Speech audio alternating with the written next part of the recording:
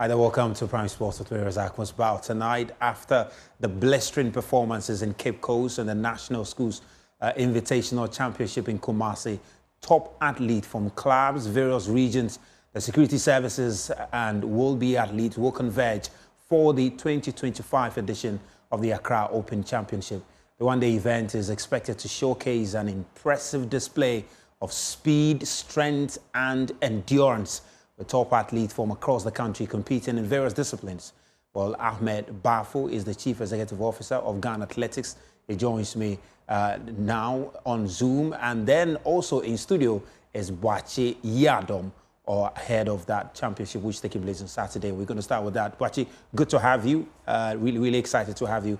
And then we'll try and see whether we've been able to, have the Chief Executive Officer very shortly on Zoom also. But let me start with you, Boakye. Let's talk about the Accra Open that's happening on Saturday. First of all, what is this all about? You understand, is probably the prelude to the biggest athletics festival that will be happening later this year.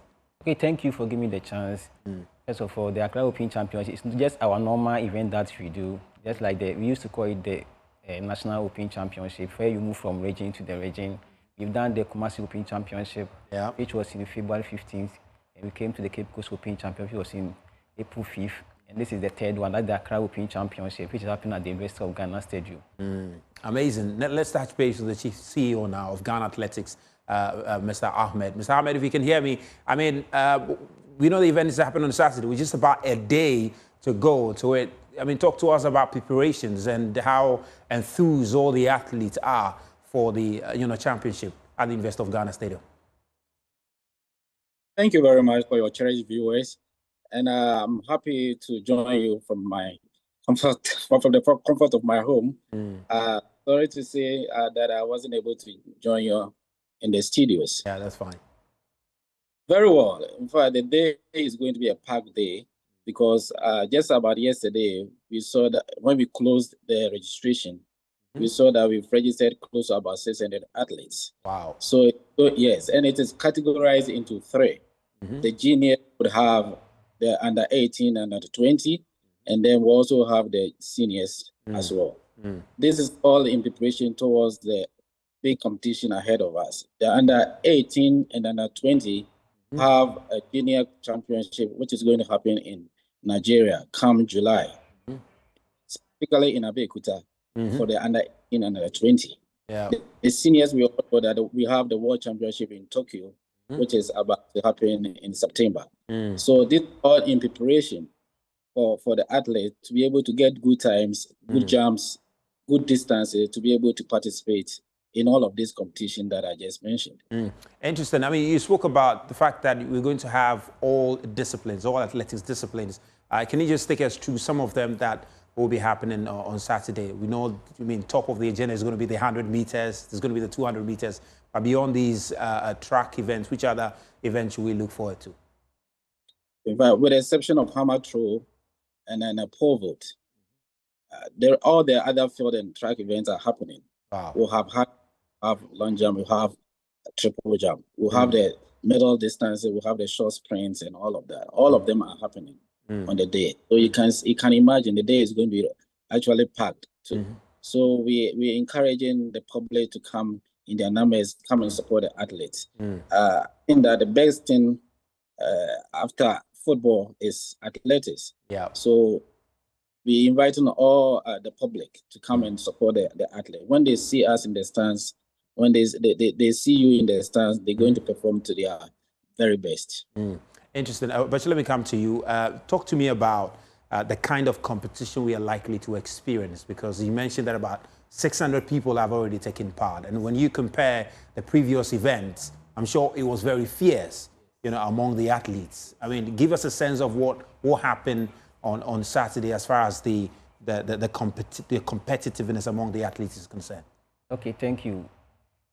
As the competition is already unfolding from the first event, that is the one that happened in Kumasi from the 15th of February and proceed to the 5th April. But the more they have the competition, the more they improve upon their performance. And this one is a national event, so the best of the best across the country. Everyone is coming on board, so it's not going to be an easy work. So everybody is looking for the qualification to go for the World Championship, and also for the junior side, everyone also getting preparing to get the slot to represent the nation, coming for the Africa Youth Championship, which is happening in Nigeria somewhere in July. Yeah. So we are expecting the best. So if anyone who is coming there, coming to see the best, and we are also expecting improvement upon their performances. The time that they made, most of them making the seasonal best coming this Saturday. I mean, is there any special requirement of the athletes? Of course, they've registered now. For those who are wondering what's next for them after registration, they just have to turn up, or is there something else they have to do before the event on Saturday? So for now, what they expect to do is that after registration, because it's going to be a packed day, we have restricted every athlete to participate in just one event. Okay. Because you don't want because you want the best from them. You don't want just come there and be first. No. Okay. You want the best from them because you want the qualification to represent the nation outside. So you get to register for just one event? One event. Amazing. The one that you think that you can compete and you are very good at. Because just a day event, if it's supposed to be maybe 2-day event, because let's say if you are registered for 2 events, 100 and 200, you run the heat, you qualify for all finals. You are going to run.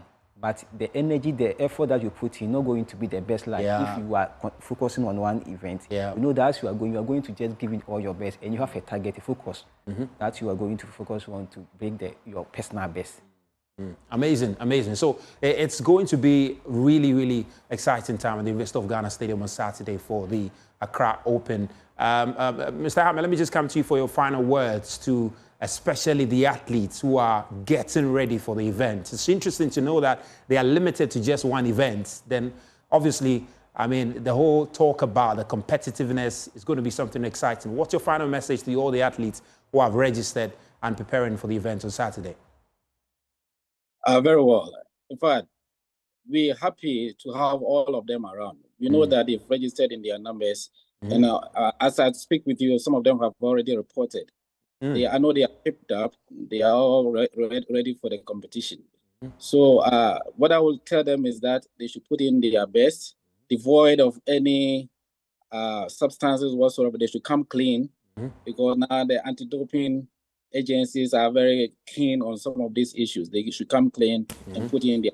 I know they've trained, and the only way for them to know that they are performing very well is to give them this platform. Because if you train and you never get a platform to perform, you never know what you can do.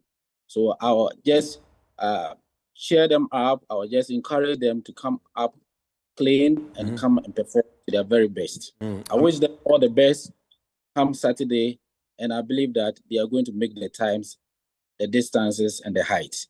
Amazing, amazing. Thank you very much, Mr. Ahmed. He's the Chief Executive Officer of Ghana Athletics. And Boachi, thank you also for coming to the studio. But just before Boachi leaves us, let me tell you about the Women's FA Cup final. That's also going to happen this weekend because it's been a season of highs and lows, and it's all coming down to this weekend at the University of Ghana Stadium, where Jonina ladies, who are based at Antieku in Accra, will be taking on Fit ladies in the final. Joy Sports Lawrence Bedu caught up with the teams as they prepare for their biggest match yet.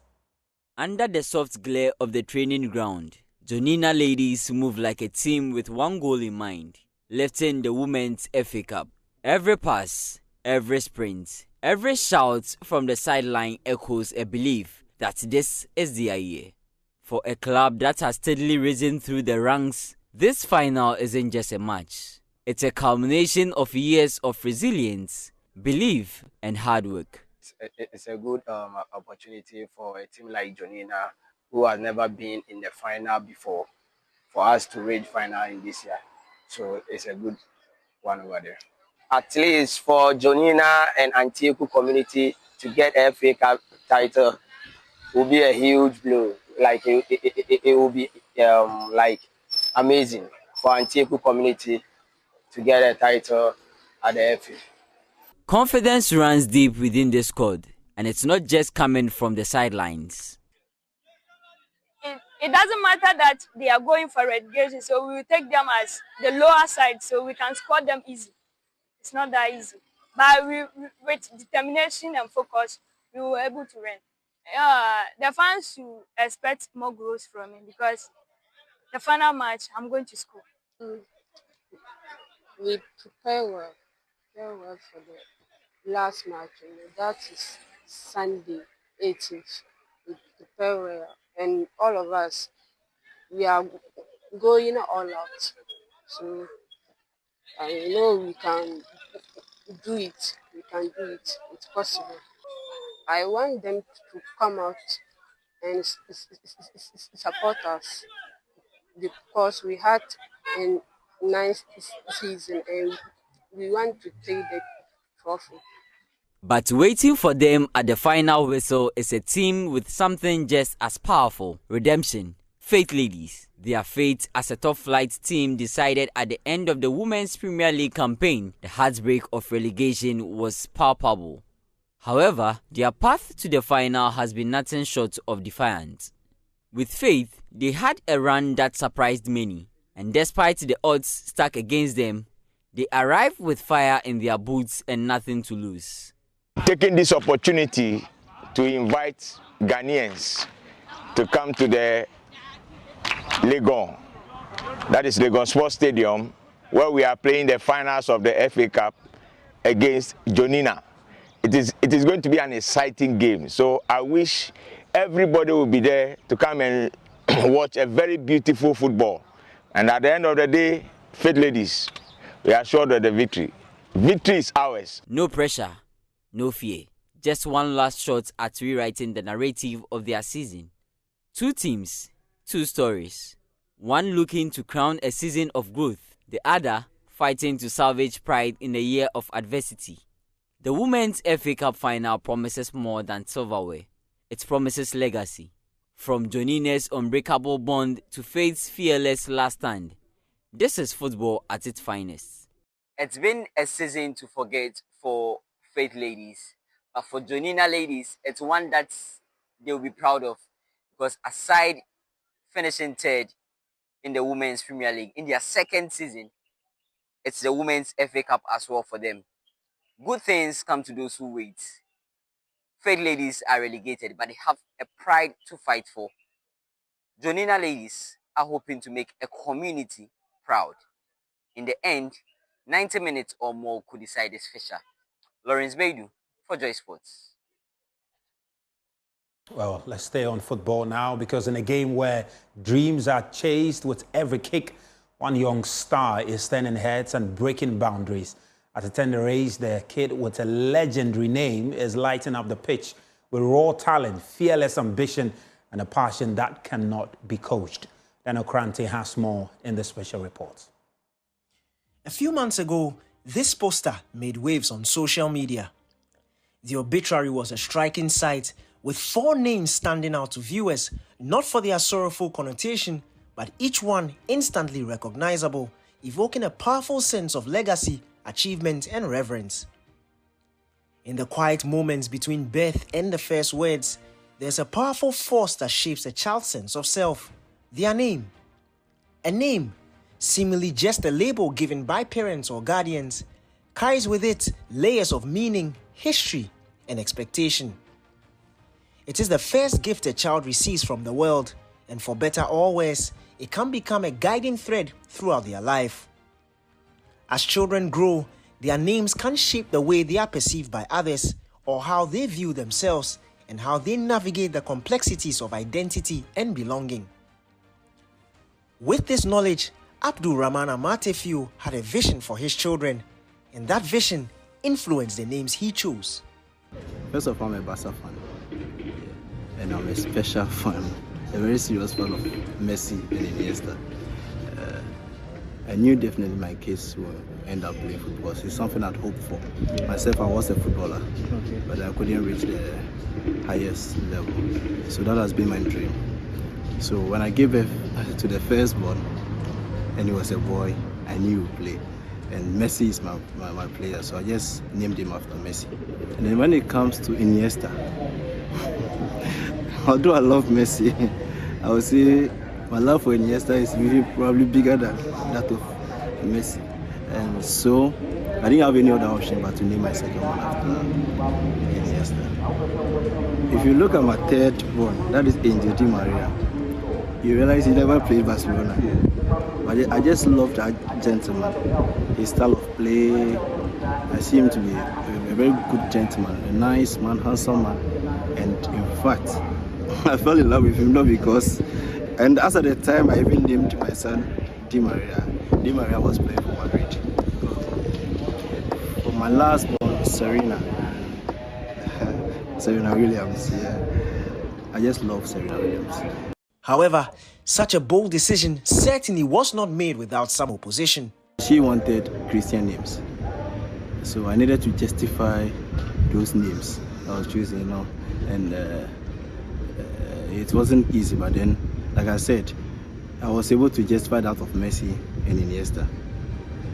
That of Di Maria, there was a little, because Di Maria, I couldn't really get the real meaning, but then I only got to know it as a masculine form for engineering. Yeah. Be it a stroke of luck or by divine orchestration, little by little, one of his 4 children, Andres Iniesta Amartefio, is beginning to emulate his namesake, the Barcelona great.